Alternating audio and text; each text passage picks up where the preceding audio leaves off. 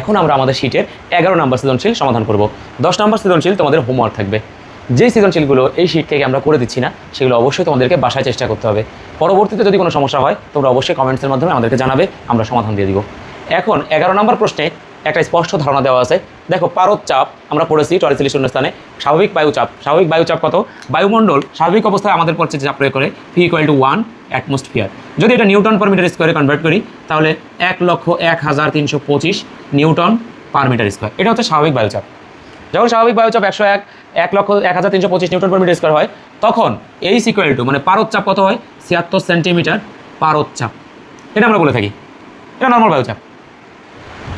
অর্থাৎ টরিসেলি যে পরীক্ষণ করছিলেন সেইখানে পারদ ব্যবহার করায় সেই টেস্ট টিউবটার উচ্চতা হয়েছিল 76 সেন্টিমিটার।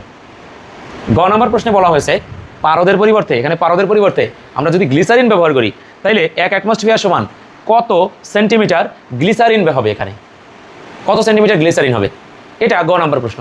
বিষয়টা অত্যন্ত সহজ, কারণ কি দেখো, গ নম্বর আমরা জানি P = H ρg। তাহলে Hg গ্লিসারিনের ক্ষেত্রে Hg = কত? P/ρg × g। রো দেখো, পির মান 1,01,325 বাই গ্লিসারিনের ঘনত্ব হচ্ছে 1260, 9.8। এটা যদি তুমি ক্যালকুলেশন করো তাহলে তুমি পাবে 8.21 মিটার। তাহলে পারদের পরিবর্তে যদি গ্লিসারিন ব্যবহার করো 8.21 মিটার। 8.21 মিটার কতটুকু জানো? প্রায় 3 তলা একটা বিল্ডিংয়ের সমান।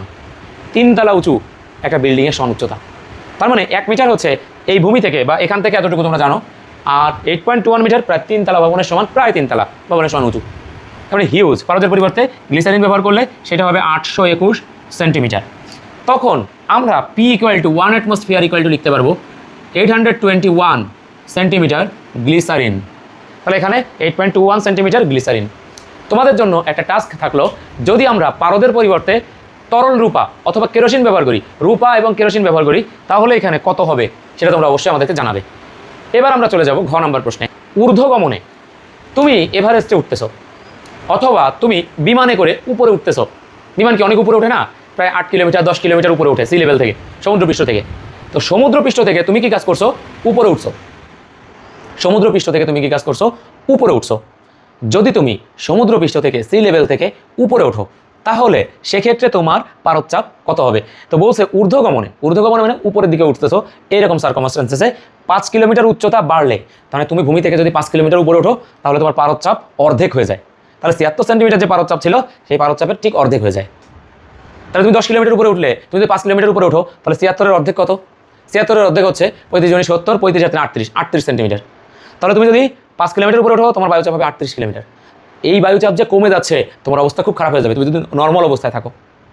এই কারণে স্পেস স্টেশনে খেয়াল করবে 5 কিলোমিটার উচ্চতা বৃদ্ধিতে পারদচাপ অর্ধেক হ্রাস পায়। 5 কিলোমিটার উচ্চতা বৃদ্ধি বলতে সাপোজ মনে করো তুমি বিমানে করে ভূপৃষ্ঠ থেকে উপরে উঠতেছো। ভূপৃষ্ঠ থেকে উপরে উঠতেছো এর অর্থ হচ্ছে বিমান কন্টিনিউয়াসলি, তোমরা জানো ভূমি থেকে 5 কিলোমিটার 7 কিলোমিটার উপরে উড়ে। তো তুমি যদি এইভাবে বিমানে করে উপরের দিকে উঠতে থাকো তাহলে সি লেভেল থেকে তুমি যদি 5 কিলোমিটার উপরে যাও তাহলে তোমার যে নর্মাল প্রেশারটা ছিল 76 সেন্টিমিটার পারদচাপ, সেইখান থেকে এটা তার অর্ধেকে নেমে আসবে, অর্থাৎ 38 সেন্টিমিটার পারদচাপ হয়ে যাবে। কীভাবে? আর এই পারদচাপটা যদি হ্রাস পায় তাহলে হঠাৎ করে প্রেশার যদি হ্রাস পায় তাহলে আমাদের নাক দিয়ে রক্ত বের হয়ে যেতে পারে, আমাদের রক্তবমি হতে পারে, অনেক বিপজ্জনক। প্রেশার হঠাৎ করে কমে যাওয়া বা প্রেশার কমে যাওয়া মানে হচ্ছে অনেক বিপজ্জনক একটা ব্যাপার। তাহলে এইটা যখন উপরের দিকে আমরা উঠতেছি, যখন কোনো স্পেস স্টেশনে মানুষ যায় তখন দেখবা স্পেস স্যুট পরে তারপর যায়, কারণ সেখানে প্রেশার নর্মাল প্রেশারের মতো থাকে না, এই কারণে স্পেস স্যুট ব্যবহার করে। আবার সমুদ্রের তলদেশে সেখানে কিন্তু চাপ হঠাৎ করে বেড়ে যায়, এই কারণে ডুবুরিদের একটা স্পেসিফিক ট্র্যাক স্যুট ব্যবহার করে। এখন ভূমি হতে যখন উচ্চতা বৃদ্ধি পাচ্ছে তখন এই যে অর্ধেক হয়ে যাচ্ছে তার লেখচিত্র আমাদের 11 ঘ নম্বরে আঁকতে বলছে। তাহলে আমরা অলরেডি একটা ছক তৈরি করে রাখছি, সেটা হচ্ছে দেখো উচ্চতা প্রথমে ছিল 0 অর্থাৎ ভূপৃষ্ঠে ছিল, এবার উচ্চতা 5 কিলোমিটার করে বাড়ছে। প্রথমে 5 কিলোমিটার, তারপর 10 কিলোমিটার, তারপর আরও 5 বেড়ে হয়েছে 15 কিলোমিটার, তারপর হচ্ছে 20 কিলোমিটার। তাহলে যখন ভূপৃষ্ঠে আমরা ছিলাম, ভূপৃষ্ঠে আমাদের পারদচাপ ছিল 76 সেন্টিমিটার পারদচাপ। যখন আমি ভূপৃষ্ঠ থেকে 5 কিলোমিটার উপরে উঠছি তখন এর অর্ধেক হয়ে গেছে, তার মানে পারদচাপ হয়ে গেছে 38। যখন আরও 5 কিলোমিটার উপরে উঠছি তখন ভূপৃষ্ঠ থেকে 10 কিলোমিটার উপরে উঠছি তখন এর অর্ধেক হয়ে গেছে, তার মানে পারদচাপ হয়ে গেছে 19 সেন্টিমিটার। আমরা যদি আরও 5 সেন্টিমিটার উপরে উঠি তাহলে এটা হয়ে যাবে 9.5 সেন্টিমিটার। তুমি আরও যদি 5 সেন্টিমিটার উপরে ওঠো তাহলে এটা হবে 4.725 সেন্টিমিটার। তাহলে এই হবে তোমার প্রেশারের অবস্থা। এই সিচুয়েশনে আমরা যদি এটাকে গ্রাফে চিত্রায়িত করতে যাই তাহলে একটু খেয়াল রাখবা, এটা 0 কিলোমিটার, এক্স অক্ষ আমরা উচ্চতা নিব, এটা 5 কিলোমিটার, এরপর আবার এটা 10 কিলোমিটার, আবার এটা 15 কিলোমিটার এবং এটা 20 কিলোমিটার। তাহলে এখানে অবশ্যই লিখে রাখবে এইচ কী এককে নিচ্ছি, এটা কিলোমিটার এককে, এভাবে তীর চিহ্ন দিয়ে মার্ক করে রাখবো। এক্স অক্ষ বরাবর উচ্চতা, আর ওয়াই অক্ষ বরাবর আমরা নিচ্ছি প্রেশার। তাহলে সর্বপ্রথম প্রেশার কত ছিল 76 সেন্টিমিটার, এটা যদি 76 সেন্টিমিটার পারদচাপ হয় তাহলে এর ঠিক অর্ধেক আনুমানিকভাবে এটা হচ্ছে 38 সেন্টিমিটার, এটা হচ্ছে 38 সেন্টিমিটার হলে এর ঠিক অর্ধেক হচ্ছে 19 সেন্টিমিটার, তার অর্ধেক হচ্ছে 9.5 সেন্টিমিটার এবং এর ঠিক অর্ধেক হচ্ছে 4.725 সেন্টিমিটার। তুমি যে ওয়াই অক্ষ বরাবর প্রেশার নিয়েছো তাহলে তুমি এখানে অবশ্যই লিখে দেবে প্রেশার পি, সেটা কোন এককে নিয়েছো, সেন্টিমিটার। প্রেশারকে তুমি নিয়েছো সেন্টিমিটার পার এজি, পারদের ক্ষেত্রে। এটা কোন হিসাবে নিয়েছো, পারদের চাপ ক্ষেত্রে। ওকে, তাহলে এখন প্রথম যখন 0 ছিল তখন ভ্যালু ছিল কত, 76। তাহলে 0 বরাবর উচ্চতা যখন 0 ছিল, এইচ বরাবর আগে বাড়ে নাই, তখন এই বরাবর ভ্যালু ছিল 76। যখন উচ্চতা হয়েছে 5 কিলোমিটার তখন এটা হয়েছে 38। যখন এটা হয়েছে 5 কিলোমিটার তখন এটা হয়ে গেছে 38, তার ভ্যালুটা আছে এখানে। যখন এটা হয়েছে 10 কিলোমিটার তখন এই ভ্যালুটা হয়ে গেছে কত, 19, এটা এখানে। যখন উচ্চতা হয়েছে 15 কিলোমিটার এটা হচ্ছে 9.5 এবং এটা যখন হয়েছে 20 কিলোমিটার তখন তারও অর্ধেক হয়ে গেছে। লেকচারটা আসলেই খুব সহজ, কারণ এখানে কোনো হ্যাসেল নাই।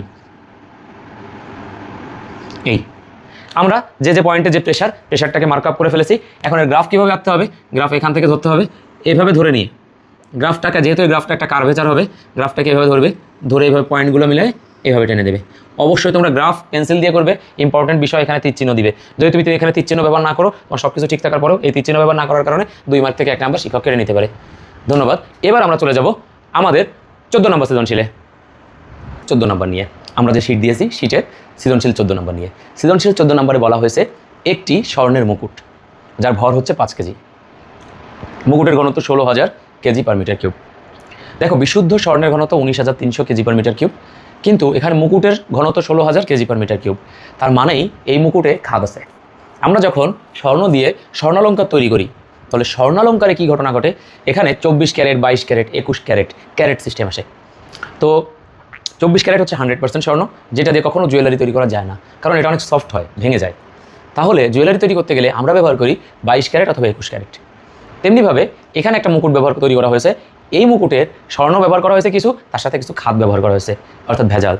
এই ভেজালের ঘনত্ব কত, এই ভেজালটার ঘনত্ব হচ্ছে 12,000 কেজি পার মিটার কিউব। তাহলে স্বর্ণের ঘনত্ব এত, এখানে মুকুটের ঘনত্ব 16,000 কেজি পার মিটার কিউব, খাদের ঘনত্ব 12,000 কেজি পার মিটার কিউব। তার মানে নিঃসন্দেহে এখানে কিছু ভেজাল আছে।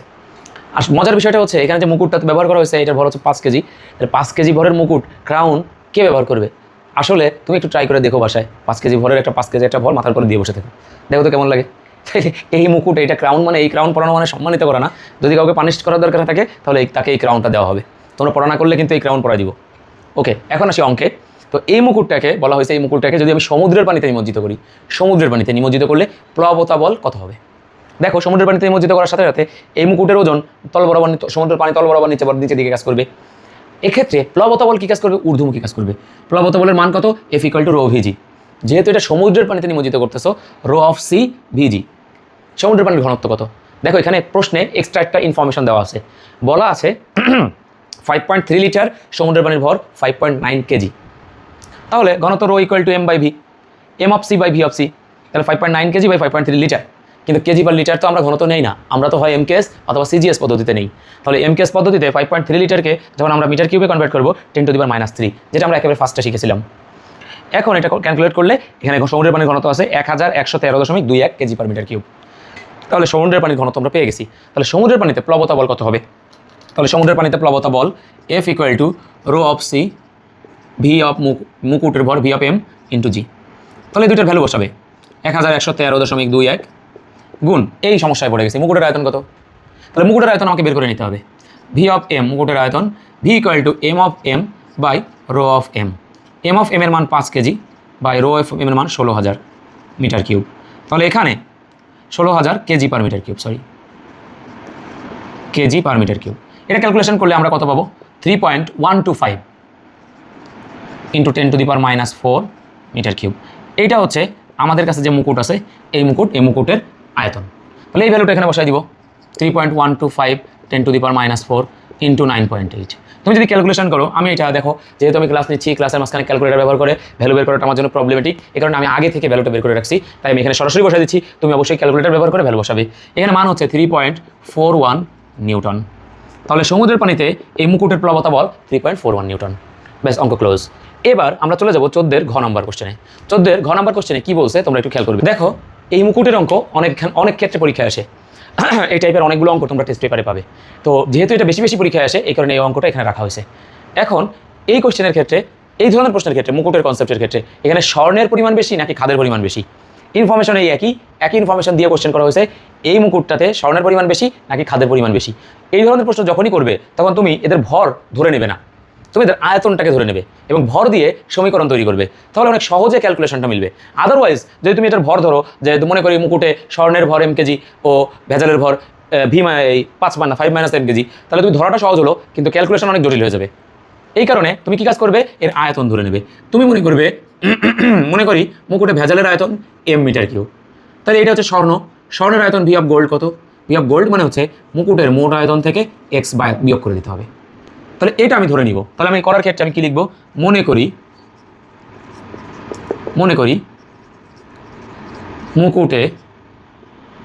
মুকুটে ভেজালের আয়তন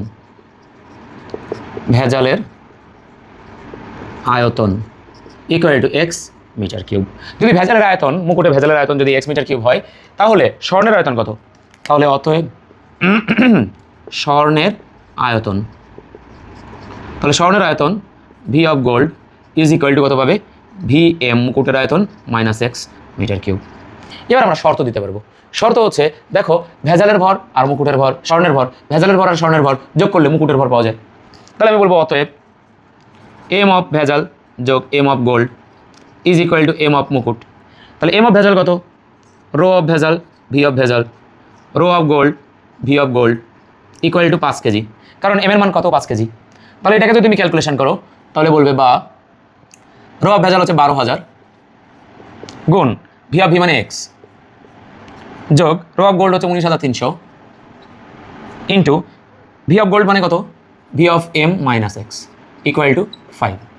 তাহলে এরপরের লাইনে আমরা লিখতে পারবো 12,000 এক্স যোগ এটার সাথে এটা গুণ, ভি অফ এম মানে কিন্তু 3.125 10 to the minus 4, এটার সাথে যদি এটা গুণ করি তাহলে আমরা পাবো 6.01325 minus 19,300 x is equal to 5। এটাকে ক্যালকুলেশন করলে আমরা পাবো minus 7,300 x equal to 5 minus 6.01325। তুমি ইন টোটালি ক্যালকুলেশন করলে এবার এক্সের ভ্যালু পাবে এক্স ইকুয়াল টু মুকুটের আয়তন, ভেজালের আয়তন, এক্স ইকুয়াল টু তুমি পাবে 1.1413 into 10 to the power minus 4 metre cube. তাহলে এটা যদি ভেজালের আয়তন হয়, তাহলে ভেজালের পরিমাণ কত? তাহলে তুমি বলবে অতএব এম অফ ভেজাল, রো অফ ভেজাল, ভি অফ ভেজাল। রো অফ ভেজাল হচ্ছে 12,000 গুণ ভি অফ ভেজাল হচ্ছে 1.413 into 10 to the power minus 4। এই দুইটা মিলে তুমি ক্যালকুলেশন করলে পাবে 1.7 কেজি। তাহলে অতএব আমাদের যে মুকুট ছিল, এই মুকুটে ভেজালের পরিমাণ কত, 1.7 কেজি। তাহলে বাকিটুকু স্বর্ণ আছে, তাহলে এখানে স্বর্ণের পরিমাণ কত, স্বর্ণের পরিমাণ 5 মাইনাস 1.7, তার মানে 3.3 কেজি। তাহলে তুমি বলবো অতএব এম অফ গোল্ড স্বর্ণের পরিমাণ 5 মাইনাস 1.7 ইকুয়াল টু 3.3 কেজি। তাহলে এখানে স্বর্ণের এবং ভেজালের মধ্যে কোনটার পরিমাণ বেশি? এখানে স্বর্ণ এবং ভেজালের মধ্যে স্বর্ণের পরিমাণ বেশি। তাহলে তুমি বলে দেবে অতএব M of gold greater than M of V, এটা হচ্ছে তোমার অ্যান্সার। তাহলে আমাদের কমপ্লিট হয়ে গেল 14 নম্বর সৃজনশীল। তোমরা আগে উদ্দীপকটা সুন্দর করে পড়বে। উদ্দীপকে তোমরা দেখতে পাবে বলা হয়েছে একটা প্যাসকেলের কনসেপ্ট দেওয়া আছে। আসলে আমরা সব ধরনের সৃজনশীল সমাধান করলেও প্যাসকেল সম্পর্কিত কোনো কনসেপ্ট সমাধান করি নাই। আসলে বিষয়টা অনেক সহজ আর মোটামুটিভাবে তোমরা এই কনসেপ্টটা নিজেরাই পারবে। দ্যাটস ওয়াই আমি করতে চাইনি, অনেক বেশি প্যাসকেল নিয়ে অঙ্ক আসে, কিন্তু এই বিষয়টা একেবারে না করলেই নয়, তাই জন্য এই কোশ্চেনটা একটু ডিসকাস করতেছি। সেটা হচ্ছে চিত্র অনুযায়ী ছোট একটা পিস্টন আছে, ছোট পিস্টনের উপর 5-10 কেজি ভরের একটা বস্তু চাপায় দেওয়া হয়েছে, অর্থাৎ ছোট পিস্টনের উপর F1 ইকুয়াল টু M1G অর্থাৎ 98 নিউটন বল প্রয়োগ করা হয়েছে। আর তোমার কাছে জানতে চাওয়া হয়েছে সেটা হচ্ছে F2 ইকুয়াল টু হট। দেখো এখানে A1 ছোট পিস্টনের ক্ষেত্রফল দেওয়া আছে, বড় পিস্টনের ক্ষেত্রফল দেওয়া আছে। এই 98 নিউটন বল ছোট পিস্টনের উপর চাপানোর ফলে ছোট পিস্টনটা 6 সেন্টিমিটার নিচে চলে যায়, অর্থাৎ তার স্মরণ ঘটে 0.06 মিটার। কোশ্চেন চাওয়া হয়েছে গ নম্বরে F2 ইকুয়াল টু কত। তাহলে গ নম্বর অনুযায়ী আমরা বলবো F1 by F2 equal two A1 by A2। অতএব direct F2 by F1 equal to A2 by A1।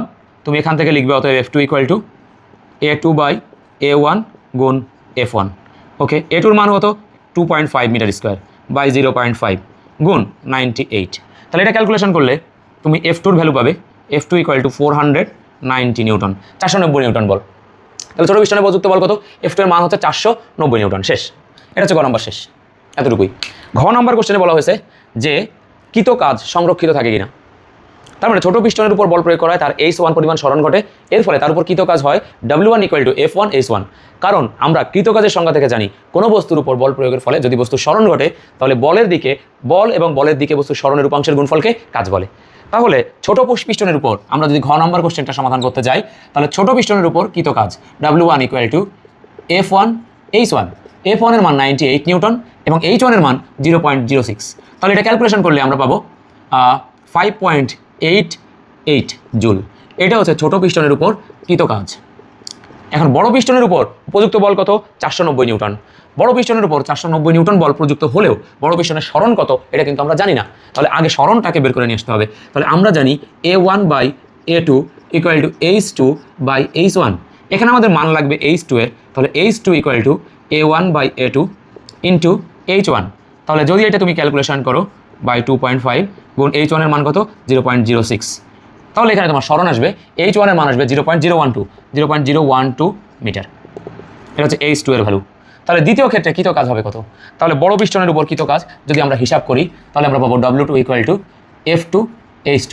দেখো F2 এর মান হচ্ছে 490 গুণ 0.012, ক্যালকুলেশন করলে তুমি পাবে 5.88 জুল। যেহেতু দেখো যেহেতু W1 ইকুয়াল টু W2, যেহেতু এখানে কী হয়েছে, যেহেতু W1 ইকুয়াল টু W2 ফলে কৃত কাজ সংরক্ষিত থাকে অথবা শক্তি সংরক্ষিত থাকে, কৃত কাজ সংরক্ষিত থাকে। এটা হচ্ছে আমাদের 15 নম্বর সৃজনশীল। এর পরবর্তীতে আমরা চলে যাব ভেরি অফেন অনেক বেশি সংখ্যক প্রশ্নে এই কোশ্চেনটা আসে, আর্কিমিডিসের নীতিকে সমর্থন করে কিনা। তাহলে আর্কিমিডিসের নীতিকে সমর্থন করে কিনা এটা জানতে হলে আমাদেরকে ওই যে প্রথমে যে আর্কিমিডিস পোর্শন পার্ট 1-এ শিখছিলাম, বস্তুর হারানো ওজন বস্তুর দ্বারা অপসারিত তরলের ওজনের সমান হয় কিনা এটা জাজ করা। তো এই রিলেটেড একটা ম্যাথ যেটা না করলেই নয়, এটা অনেক সহজ, তোমরা সবাই এটা নিজেরাই পারবে। তারপরও আমি একটু ডিসকাস করে দিচ্ছি। সেটা হচ্ছে কোশ্চেনটাতে দেওয়া আছে একটা বস্তুর বাতাসে ওজন মানে নর্মাল ওজন 19.6 নিউটন, আর এই বস্তুটাকে যখন তরলে নিমজ্জিত করা হয়েছে, পানিতে নিমজ্জিত করা হয়েছে, তখন এই বস্তুটার ওজন পাওয়া গেছে 15.68 নিউটন। তাইলে 19.6 নিউটন একটা বস্তুর ওজন, সেইটার ওজন 15.68 নিউটন হয়ে গেল। তাহলে ওজন কিছুটা হ্রাস পেল, তাহলে বস্তু ওজন হারালো। তাহলে এই হারানো ওজন এটা থেকে বিয়োগ করলে বস্তুর হারানো ওজন পাওয়া যায়। আর বস্তু তার সমায়তন তরল অপসারণ করে, তাহলে বস্তু দ্বারা অপসারিত তরলের ওজন কত হবে? রো ভিজি। তাহলে যদি এই কনসেপ্টটা সমর্থন করে তাহলে আর্কিমিডিসের নীতিকে সমর্থন করে। আর এই কোশ্চেনটার গ নাম্বার প্রশ্নে করা হয়েছে, গ নাম্বার প্রশ্নে বলা হয়েছে উদ্দীপকের বস্তুর ঘনত্ব নির্ণয় করো। তাহলে আমাদের কাছে যে বস্তুটা আছে যার বাতাস ওজন এত, তার ঘনত্ব নির্ণয় করতে বলছে। তাইলে বস্তুর দেখো গ নাম্বারে বস্তুর ওজন WA ইকুয়াল টু mg। তাহলে m ইকুয়াল টু কত? WA বাই জি। তাহলে m এর মান আমরা কত পাচ্ছি? দেখো m এর মান পাচ্ছি 2.0041 কেজি। এইটা হচ্ছে আমাদের কাছে যে বস্তুটা দেওয়া আছে তার ভর। তাহলে ভর যদি এটা হয়, দেখো তার আয়তন দেওয়া আছে, আয়তন 400 cm3। আয়তন 400 cm3 মানে হচ্ছে 400 ইন্টু 10⁻⁻6 মিটার কিউব। তাহলে এই আয়তনটা আমরা এখানে ব্যবহার করলে আমরা বলতে পারবো রো ইকুয়াল টু m/v। তাহলে m এর মান 2.0041 বাই 400 ইন্টু 10⁻⁻6। এটা ক্যালকুলেশন করলে তুমি বস্তুর ঘনত্ব পাবে rho equal to 510.225 kg per metre cube. তাহলে আমাদের কাছে যে বস্তুটা ছিল তার ঘনত্ব এটা। আর ঘ নম্বরে জানতে চাওয়া হয়েছে আর্কিমিডিসের নীতিকে সমর্থন করছে কিনা। তাহলে আর্কিমিডিসের নীতিকে সমর্থন করতে গেলে প্রথমে বের করতে হবে বস্তুর হারানো ওজন, বস্তুর হারানো ওজন। তাহলে বস্তুর হারানো ওজন মানে বস্তুর বাতাসে ওজন মাইনাস বস্তুর তরলে ওজন। তাহলে বাতাসে ওজন হচ্ছে 19.6 নিউটন, তরলে বস্তুর ওজন হচ্ছে 15.68 নিউটন। তাহলে এটা বিয়োগ করলে আমরা পাই 3.92 নিউটন। এটা হচ্ছে বস্তুর হারানো ওজন।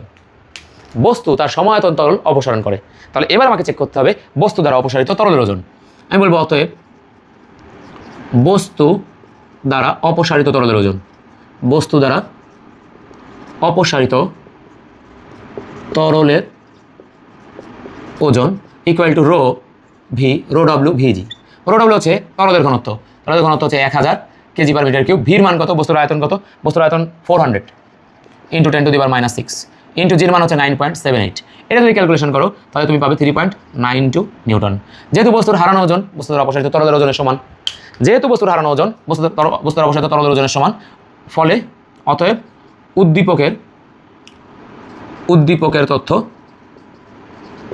উদ্দীপকের তথ্য আর্কিমিডিসের নীতিকে সমর্থন করে।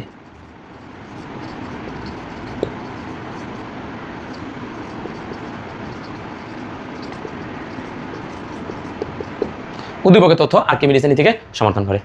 ধন্যবাদ সবাইকে, সবাই ভালো থাকবে। তোমাদের কোনো সৃজনশীলে যদি সমস্যা হয় তাহলে অবশ্যই তোমরা আমার ফেসবুক পেজে কমেন্টস করতে পারো, ভিডিওতে কমেন্টস করতে পারো, অথবা তোমরা পার্সোনালি হোয়াটসঅ্যাপ নাম্বার দেখবে ভিডিওর মধ্যে দেওয়া আছে, বিভিন্ন জায়গায় দেওয়া আছে, তোমরা সেখানে নক করে জানাতে পারো। সবাই ভালো থাকবে।